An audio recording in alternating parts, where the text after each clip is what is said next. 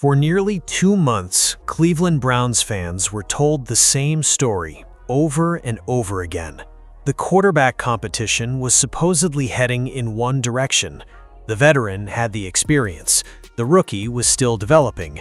The gap was too large. The outcome was becoming obvious. Every week seemed to bring another report, another insider update, another confident prediction pointing toward the exact same conclusion. And because those predictions came from people with access to the building, many fans accepted them as reality. But then, something happened that nobody expected. The man with the most authority to answer the question finally stepped in front of a microphone, looked directly at the media covering the team every day, and delivered a message that instantly threw months of reporting into doubt. In just a few sentences, he challenged a narrative that had spread across Cleveland sports media, national football discussions, and countless fan debates online. Suddenly, what many people thought was settled no longer looked settled at all. And that's where this story becomes much bigger than a quarterback competition. Because this isn't just about who takes the first snap when the season begins. It's about how narratives are created. It's about what happens when assumptions start being treated like facts. And it's about whether some of the people trusted to inform fans were actually describing reality or simply describing what they expected to happen. The most fascinating part is that while the debate raged outside the building, one player kept his head down and continued working. While headlines were being written, opinions were being formed, and predictions were being repeated across every major platform, he was focused on something entirely different. He wasn't trying to win an argument, he was trying to win a job. What happened next forced coaches, executives, reporters, and fans to take another look at everything they thought they knew. Because according to the very people making the decisions inside the organization, the quarterback battle wasn't over. In fact, it may have been more competitive than anyone was willing to admit. And when the head coach finally revealed what had really been happening behind closed doors, an uncomfortable question emerged for everyone who had been following this story from the beginning. If the competition was still wide open, why had so many people already declared a winner? The answer takes us through 6 weeks of predictions, assumptions, conflicting reports, and one young quarterback who refused to let anyone else write his story for himself. And by the time we reach the end, you'll understand why this controversy has become one of the most talked about developments of the Browns' entire offseason. The most important detail in this entire story is something many fans have already forgotten. Before the debates exploded across social media, before reporters started ranking quarterbacks, and before daily practice observations became headline material, the Cleveland Browns coaching staff had actually taken a very simple position on the quarterback room. Nobody had won anything yet. When the offseason began, the organization was entering one of the most unusual quarterback situations in football. There was a veteran quarterback trying to reclaim his place. There was a young quarterback drawing enormous attention from fans. There were new coaches evaluating players for the first time. And perhaps most importantly, there was very little recent evidence proving exactly how the depth chart should look once the season arrived. From the outside, that uncertainty seemed obvious, but what happened next was anything but. Almost immediately, conversations surrounding the competition started shifting away from what coaches were saying and toward what many observers expected to happen. The assumption was straightforward. A veteran player with years of NFL experience would naturally have an advantage learning a new offense. He would understand protections faster. He would process information quickly. He would have seen defensive looks that younger quarterbacks had never encountered. On the surface, those arguments sounded completely reasonable, and that's exactly why so many people accepted them without much resistance. The problem was that reasonable assumptions slowly started transforming into confident conclusions. Instead of discussing who might have an early advantage, discussions increasingly focused on who was already ahead. Instead of treating the competition as something that needed time to develop, many conversations treated it as if the outcome was becoming clear before meaningful football had even been played. Fans began hearing the same message repeatedly. The veteran was leading, the rookie was chasing, the gap existed, the battle was leaning one direction. The more often those claims were repeated, the more official they started to sound. What makes this especially fascinating is that very little actual football had taken place when many of these conclusions were forming. There were no preseason games, there were no padded practices, there were no live pass rush situations exposing weaknesses and strengths under pressure. The most critical stages of quarterback evaluation were still months away. Yet somehow, a growing number of people were already discussing the competition as though it had entered its final stages. That's when the narrative truly began taking on a life of its own. One report would reference another, one opinion would reinforce a previous opinion, a prediction would become a talking point, then that talking point would appear somewhere else as supporting evidence. Before long, an entire ecosystem of discussion was pointing in the same direction. Fans consuming content every day naturally started believing there must be overwhelming evidence behind the confidence. After all, if everyone is saying the same thing, surely they must be seeing something undeniable. Or so it seemed.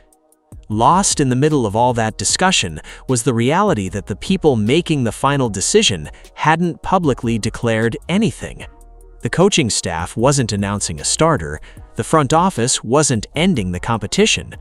Training camp hadn't even arrived, yet the conversation outside the building continued moving faster than the actual evaluation process happening inside it. And while predictions kept getting louder, one crucial factor was being overlooked. Quarterback competitions are rarely decided by reputation alone. They are decided by performance. They are decided by development. They are decided by how players respond when challenged. And while much of the football world was busy discussing what was supposed to happen, someone inside the Browns facility was quietly working to change what would happen. At the time, very few people seemed to notice, but that would soon become impossible to ignore, because as the offseason continued, cracks started appearing in the story everyone thought they already understood. The moment a narrative starts getting repeated by enough people, it becomes incredibly difficult to separate perception from reality. That's exactly what happened throughout the Browns' off-season quarterback discussion. What began as a reasonable football observation slowly transformed into something much larger. The veteran quarterback had experience. He had spent years in NFL locker rooms. He had seen defensive looks that younger players hadn't. He understood the speed of professional football. Those points made sense. Almost nobody argued against them. But somewhere along the way, the conversation stopped being about whether experience could provide an advantage and started becoming about whether the competition was already effectively decided. The distinction may sound small, but it completely changed how every new piece of information was interpreted. As reports continued emerging throughout organized team activities and minicamp, a pattern became increasingly noticeable. Positive observations about the veteran quarterback received immediate attention because they reinforced what many people already believed. Meanwhile, signs of improvement from Sanders often seemed to be viewed through a different lens. Rather than forcing a re-evaluation of the competition, those developments were frequently framed as expected progress from a young player who was still trying to catch up. In other words, the conclusion appeared fixed long before the evidence had finished arriving. Once that happens, every new detail gets filtered through the same predetermined expectation. If the veteran looked good, it confirmed the narrative. If Sanders looked good, it was treated as an exception that still didn't change the narrative. The story always found a way to return to the same destination. That's how media ecosystems sometimes create momentum for a particular viewpoint. One report generates discussion. That discussion creates reaction. The reaction becomes content. Another outlet references the original report. Social media users share the takeaway rather than the details. Before long, the conversation starts feeding itself. Fans hear similar conclusions from multiple places and naturally assume there must be overwhelming evidence supporting them. After all, when several people are saying the same thing, most people assume they're independently arriving at the same conclusion, but sometimes they're simply reinforcing one another. The original assumption becomes the foundation for every future discussion, and eventually, the narrative develops a kind of gravity that pulls every conversation back toward it. What made this situation especially interesting was that many of the strongest claims weren't coming after preseason games or padded practices. They were arriving during a period when the most important stages of quarterback evaluation hadn't even started. Coaches hadn't seen either player operate under live game conditions, training camp was still ahead, defensive pressure would become more intense, competition would become more physical. The situations that truly reveal a quarterback's strengths and weaknesses had yet to arrive. Yet, despite all of that, the conversations surrounding the competition often sounded as though those questions had already been answered. The uncertainty that should have existed was gradually disappearing from public discussions, replaced with confidence that seemed to grow stronger with each passing week. As this continued, many fans stopped asking who would win the competition and began asking when the competition would officially end.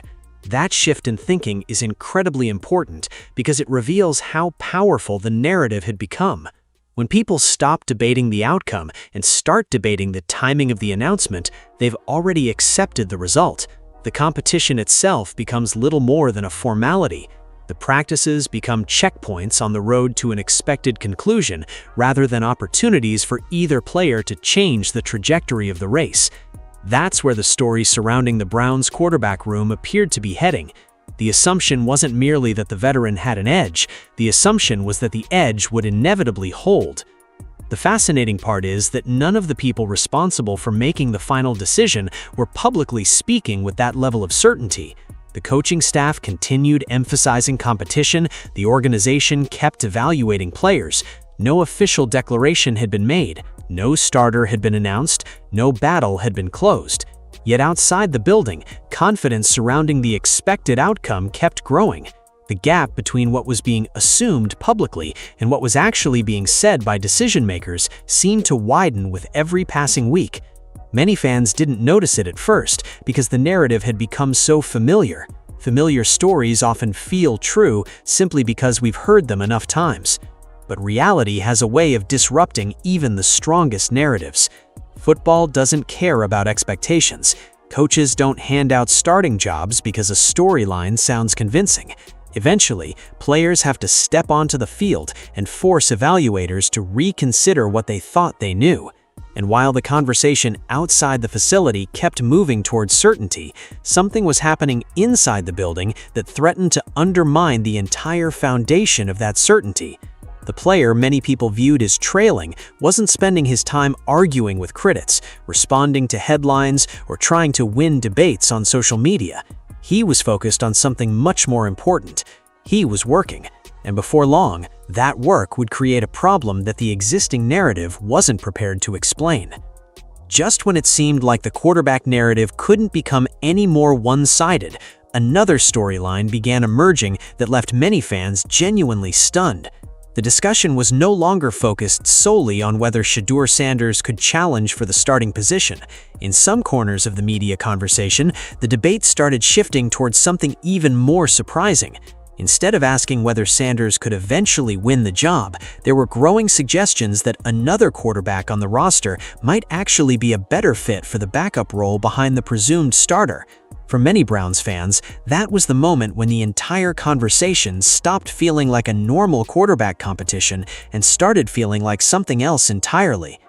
Think about how dramatic that shift really was. We're talking about a player who arrived with enormous attention, one of the most discussed quarterback prospects in recent memory, a player whose every move generated headlines long before he entered an NFL facility.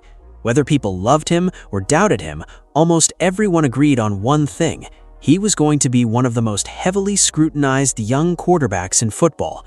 Yet somehow, only a few months into the offseason, portions of the discussion had moved beyond questioning whether he could start and into questioning whether he even belonged at the top of the backup hierarchy.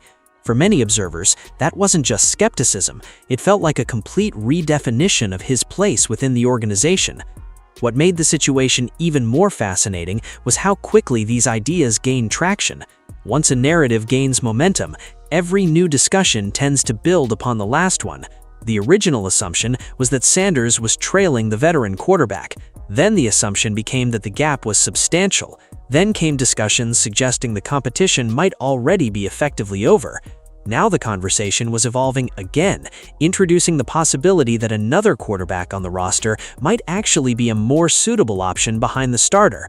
Step by step, the expectations surrounding Sanders appeared to be shrinking.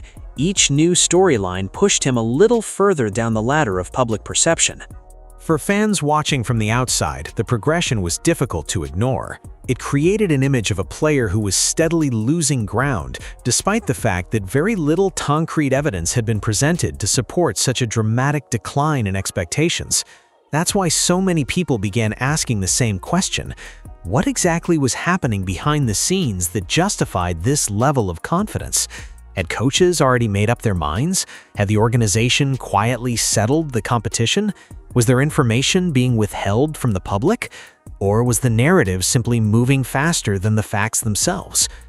The reality is that perceptions in professional sports can change incredibly quickly. Once a player is viewed through a particular lens, every development tends to reinforce that image. If people expect a quarterback to struggle, ordinary mistakes suddenly feel more significant. If they expect another quarterback to succeed, routine successes can be interpreted as proof that the prediction was correct all along. That's why narratives are so powerful. They don't just influence how people view the future, they influence how people interpret the present. Meanwhile, while all these conversations were taking place outside the facility, Sanders appeared to be taking a very different approach. He wasn't publicly campaigning for support. He wasn't engaging in daily debates. He wasn't trying to respond to every opinion being shared about his future. Instead, reports from within the organization suggested he was focusing on the one thing that ultimately matters in every quarterback competition: improvement. While discussions about depth charts and projected roles continued dominating headlines, the actual work of developing as a quarterback was happening behind closed doors. That's the part that many people overlooked. Public narratives often create the illusion that progress happens in front of cameras. In reality, it usually happens when nobody is watching. It happens in meeting rooms, it happens during film sessions, it happens through countless repetitions on practice fields. It happens through small improvements that don't generate headlines until they become impossible to ignore.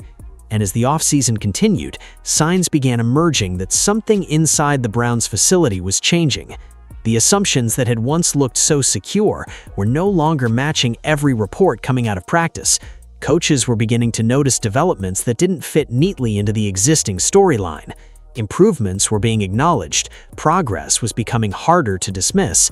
The player many people had already started positioning as an afterthought was quietly forcing himself back into the conversation, and perhaps most importantly, the people responsible for evaluating him every day were starting to take notice.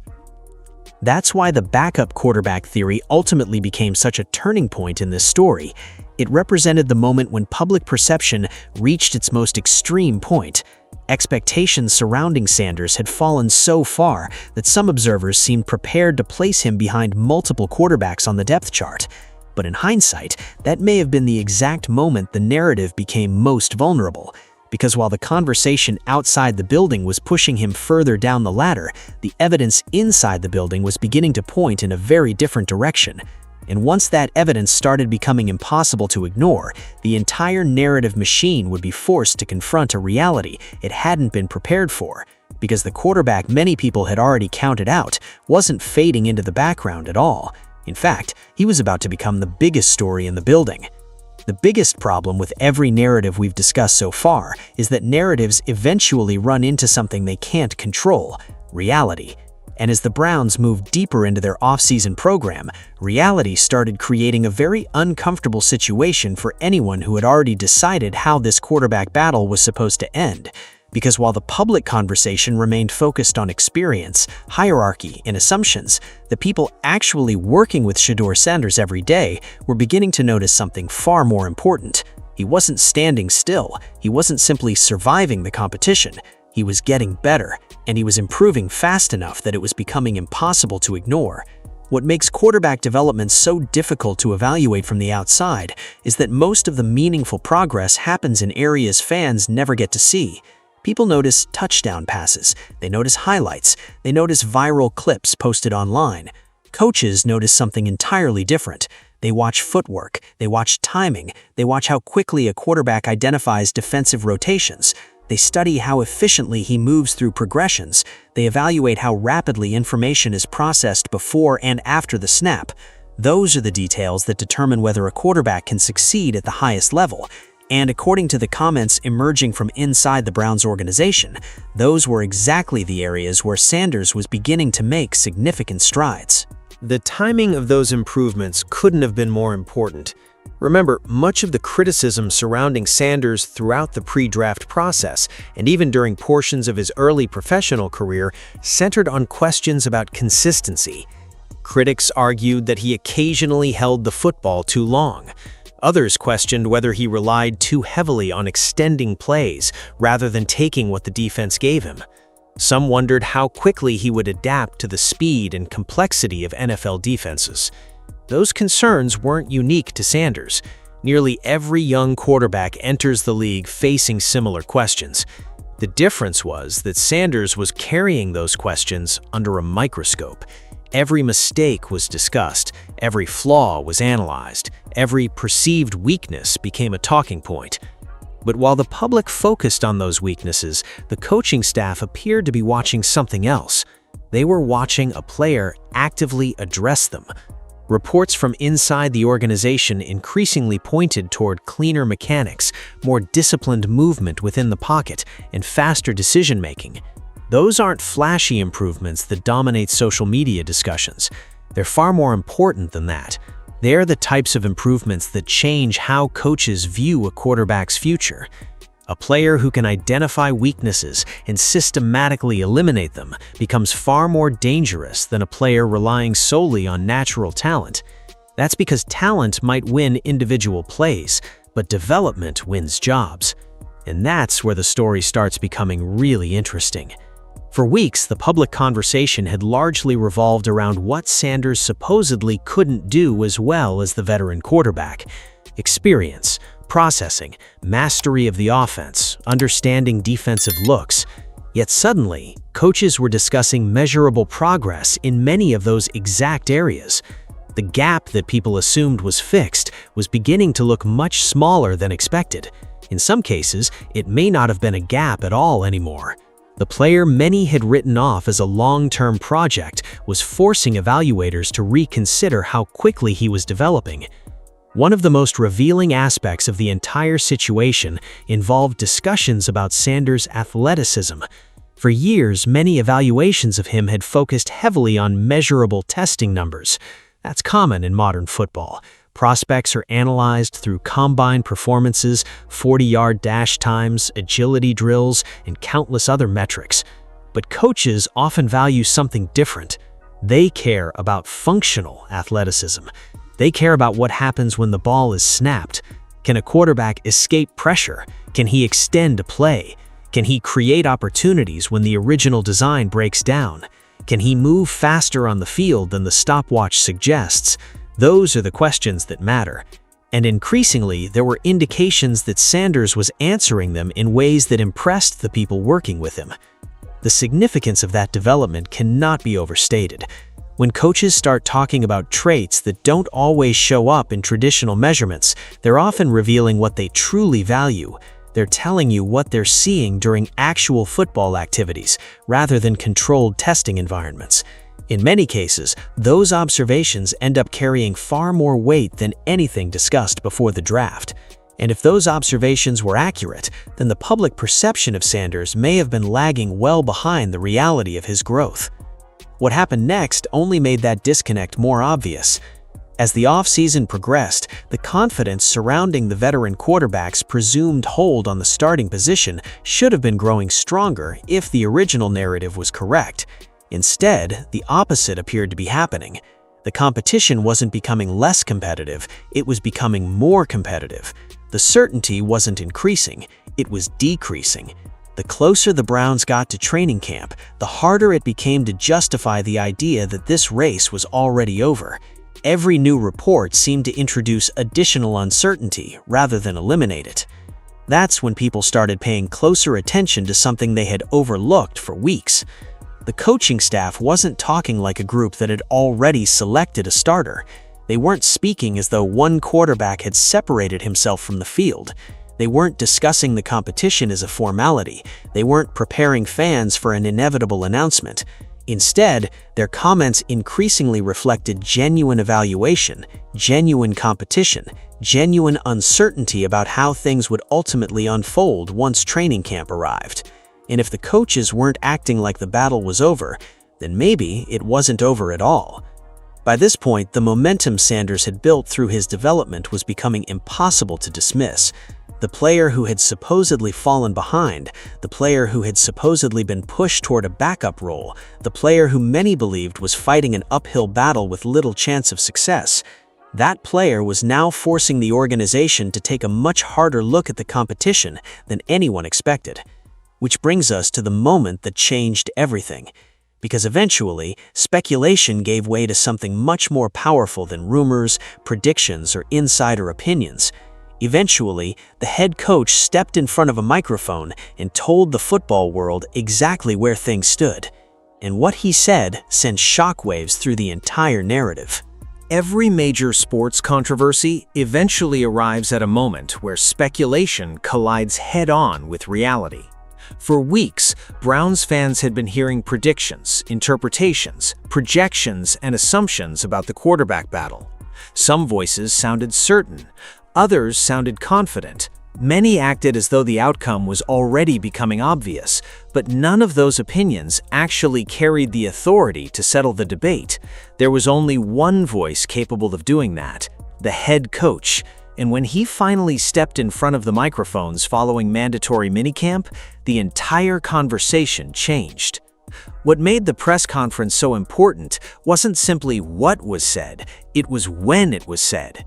By that point, the public narrative had already been building for weeks. Fans had heard countless explanations about why the veteran quarterback supposedly maintained a substantial edge. They had heard discussions about experience. They had heard predictions about depth charts. They had heard arguments suggesting the competition was moving steadily toward a conclusion. Many people were expecting confirmation.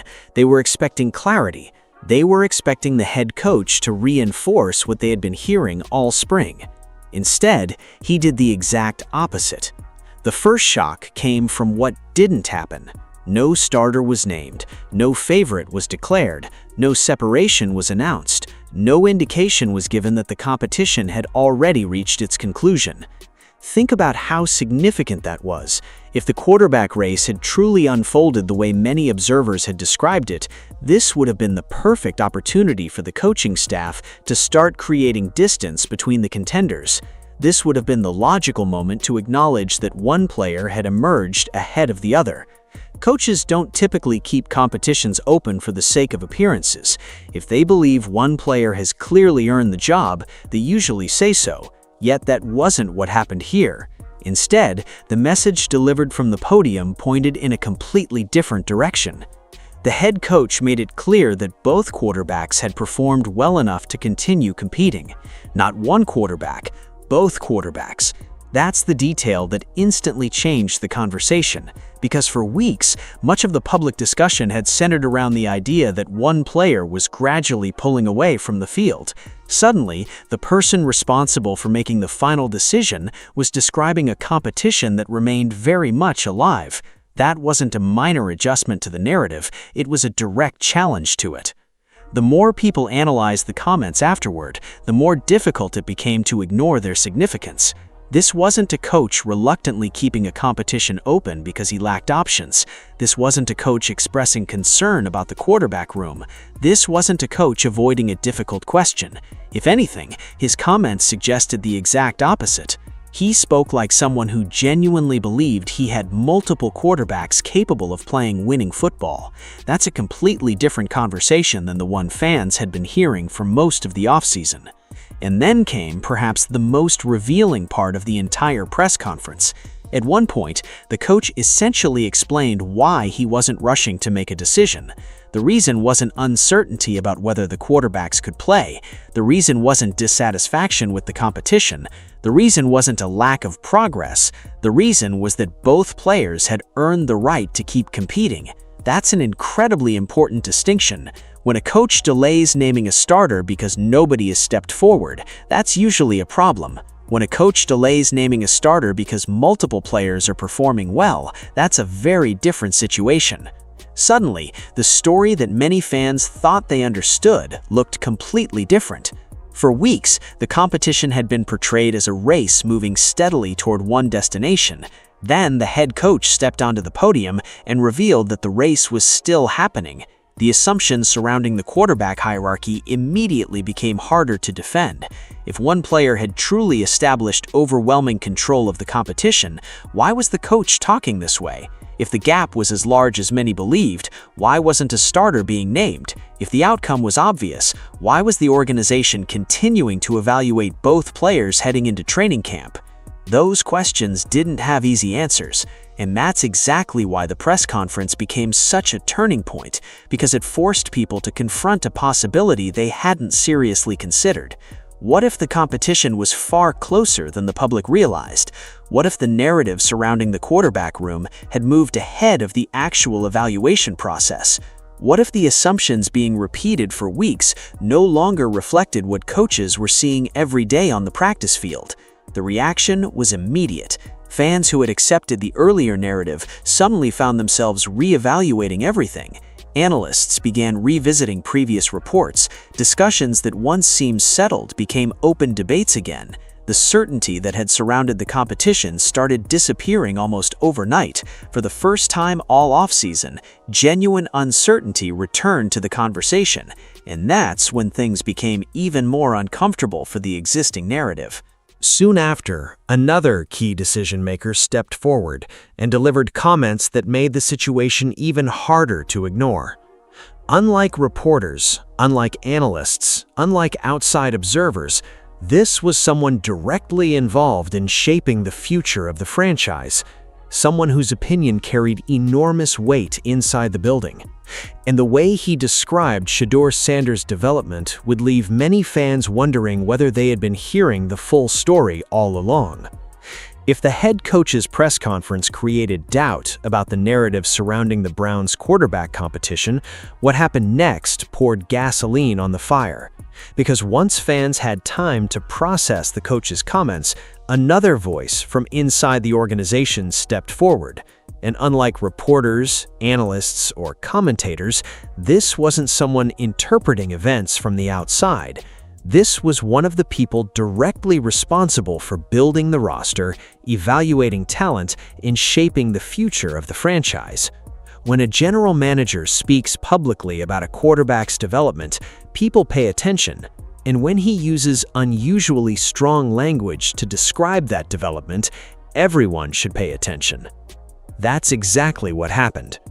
Up to this point, much of the conversation surrounding Shedeur Sanders had been framed around what he still needed to prove.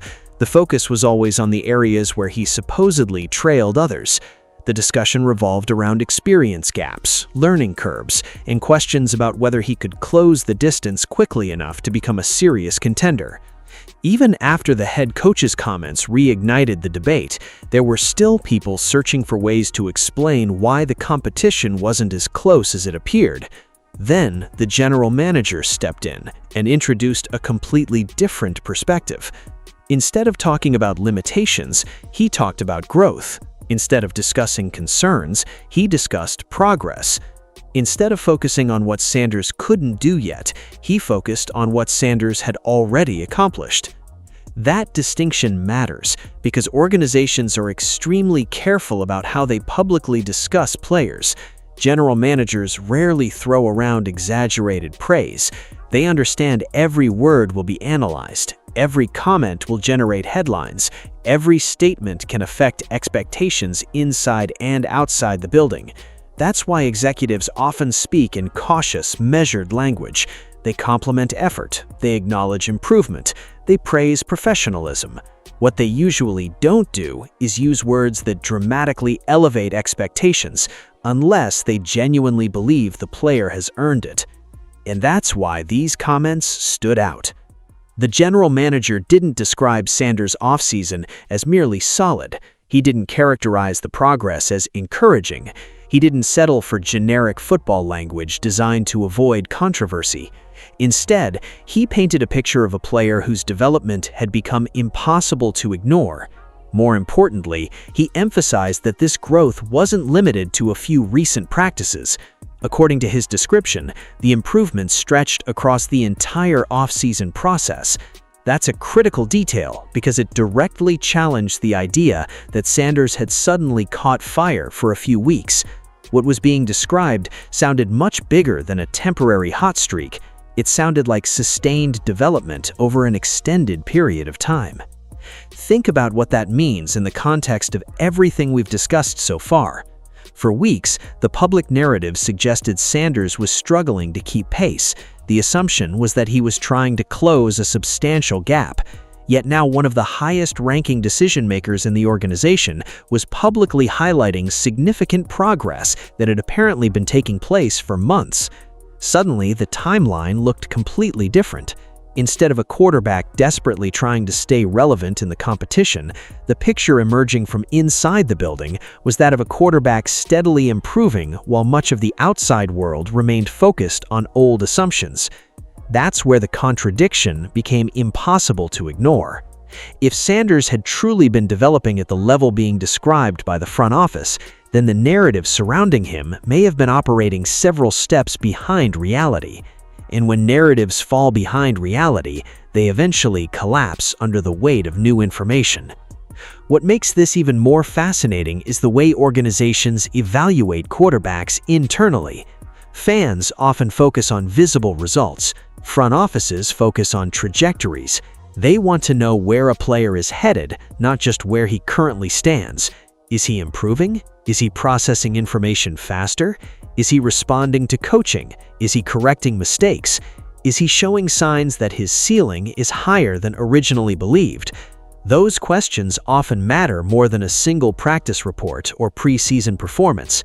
A quarterback who is improving rapidly can become far more valuable than a quarterback who has already reached his plateau. And judging from the way the general manager spoke, the Browns clearly saw something they liked. In fact, one of the most revealing parts of his comments wasn't simply the praise itself, it was the excitement about what comes next. Rather than speaking about Sanders as a developmental project who needed years of patience, the conversation shifted toward anticipation. There was genuine interest in seeing what he would do once training camp arrived. There was curiosity about how he would perform in more competitive environments. There was enthusiasm about evaluating him in situations that would provide even more information. That's not the language organizations typically use when discussing players they view as afterthoughts. That's the language they use when they believe something significant may be developing. For Browns fans paying attention, this created an obvious question. If the head coach was keeping the competition open because both quarterbacks had earned the right to compete, and if the general manager was publicly praising Sanders' growth in unusually strong terms, then how could anyone continue treating the competition as a foregone conclusion? At that point, maintaining the old narrative became increasingly difficult. The people with the greatest authority inside the organization weren't speaking like the race was over. They weren't acting like one quarterback had separated himself. They weren't preparing the fan base for an inevitable announcement. Instead, they were describing a situation that sounded remarkably competitive. And perhaps that's what made the entire controversy so fascinating. The farther the story moved into the offseason, the wider the gap became between what some people expected to happen and what the organization's leaders were actually saying. Every new comment from decision-makers seemed to create more uncertainty rather than less. Every public appearance chipped away at the confidence that had surrounded earlier predictions. Every statement reinforced the idea that the battle remained alive. But the most uncomfortable part of the story was still ahead, because once fans started comparing what team executives were saying to what many reports had been suggesting for weeks, the conversation stopped being just about quarterbacks. It became about credibility. And that's when the real controversy began.